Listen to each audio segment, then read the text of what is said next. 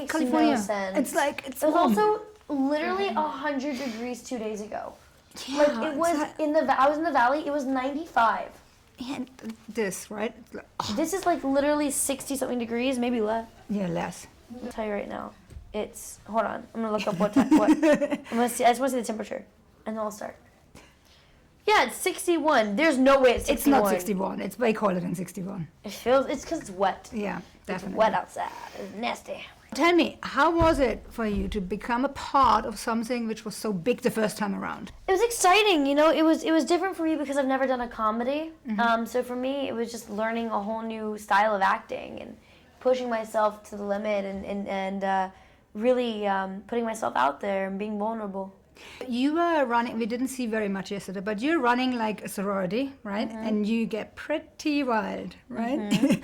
Can you tell me about like one scene which specifically sticks in your mind? Yeah, I mean, there's a multitude of scenes, but there's a particular montage where Mac and Kelly and Cap and New are fighting, and the things that we do to them are wild, and you'll have to wait to see the movie, but it's raunchy, it's dirty, it's really funny.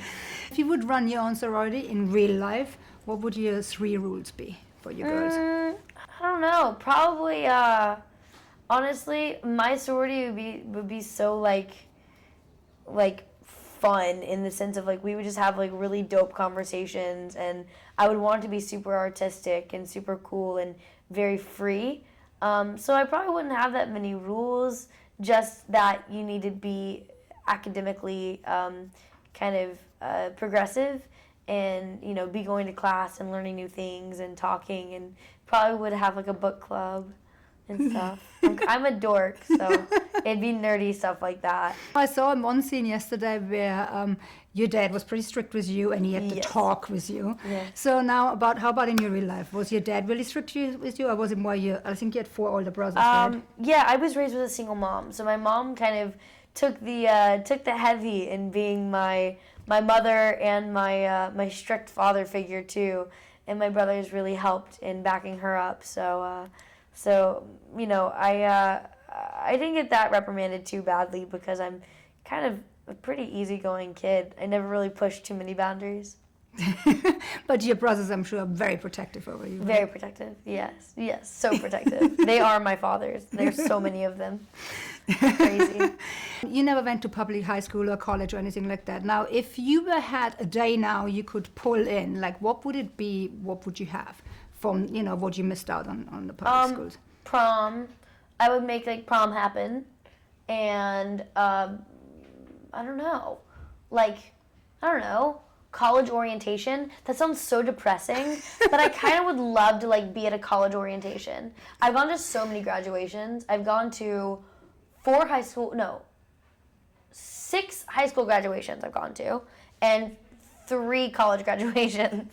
I've been to so many graduations I could die. You've been around for so long, I think since you're 7 years, right? And you're still a teenager. I mean, I can't even believe it.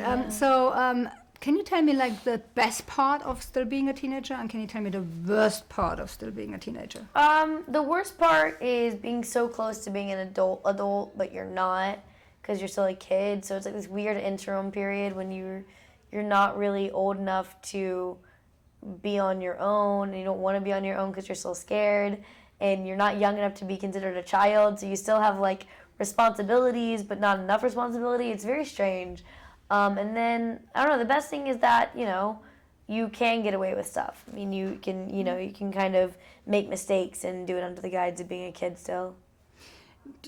Kinda. A little bit. Do you feel like sometimes it's like, you know, you still like you have so much responsibilities already? Like, do you feel like that? Not really. I mean, I feel like I've kind of always had responsibilities in my life, but I'm really, I'm my hardest critic. You know, I'm really hard on myself. I'm really, I'm hard to please in terms of literally myself and my career and what I do. So a lot of the pressure that's put on me is self-inflicted. How is it these days of, you know, in a public eye, growing up in a public eye in a time of social media, you're a role model of so many girls.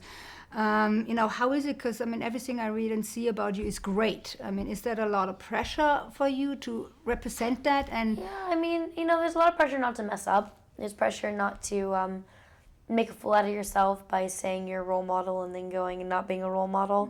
So the thing for me is that, if I speak about it in the press, I don't speak out of turn.